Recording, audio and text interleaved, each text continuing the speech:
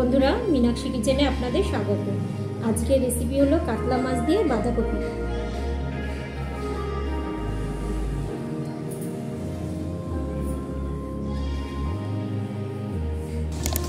আজকে এখানে বাঁধাকপি নিয়ে নিয়েছি, বাঁধাকপি সেদ্ধ করে নিয়ে নিয়েছি। আর এখানে নিয়ে নিয়েছি কাতলা মাছের মাথা। কাতলা মাছের মাথা এরকম ছোট ছোট করে কেটে নিয়েছি একদম। এখানে নুন দিয়ে দিচ্ছি, লঙ্কার গুঁড়ো দিয়ে দিলাম, হলুদ গুঁড়ো দিয়ে দিলাম। এবার মাখিয়ে নেবো ভালো করে। এবার মাছের মাথাটা ভালো করে হলুদ মাখানো হয়ে গেছে। এবার আমি তেলের মধ্যে ছেড়ে দিচ্ছি মাছের মাথা।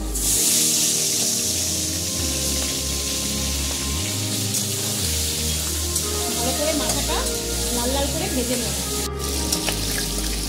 মাছের মাথা ভাজা হয়ে গেছে ভালো করে লাল লাল করে। এবার আমি তুলে নিচ্ছি।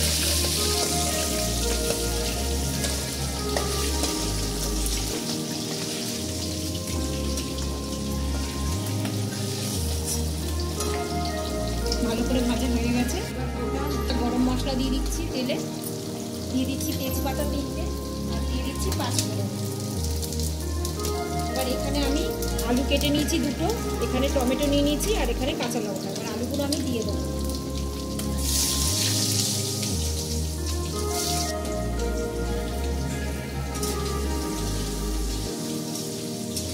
আলুগুলো একটু ভালো করে ভেজে নেব।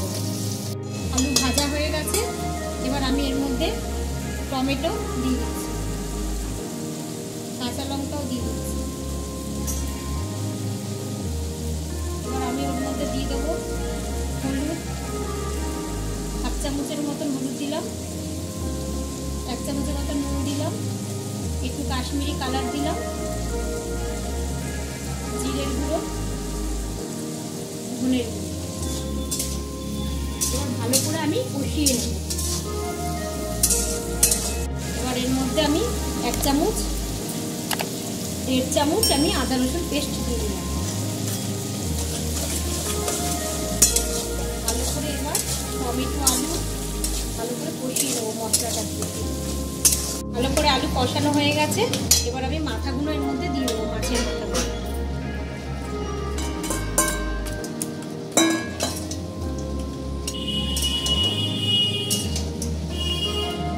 মাছের মাথাটা ভালো করে এটার সঙ্গে একদম কষিয়ে দেবো।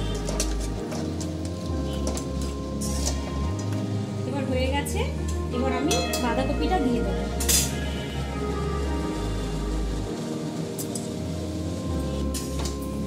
দেওয়া হয়ে গেছে বাঁধাকপি। এবার আমি ভালো করে কষিয়ে নেব।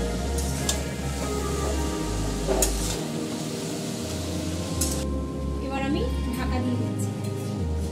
3 থেকে 4 মিনিট ঢাকা দিয়ে রাখবো। 3-4 মিনিট হয়ে গেছে। এবার আমি ঢাকনা তুলে দিচ্ছি। কষানো হয়ে গেছে।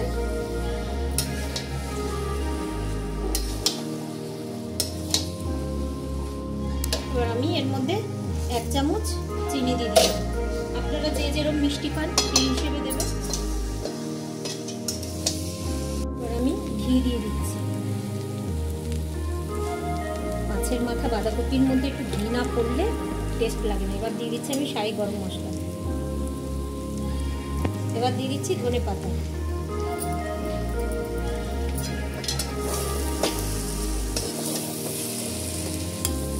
হয়ে গেছে।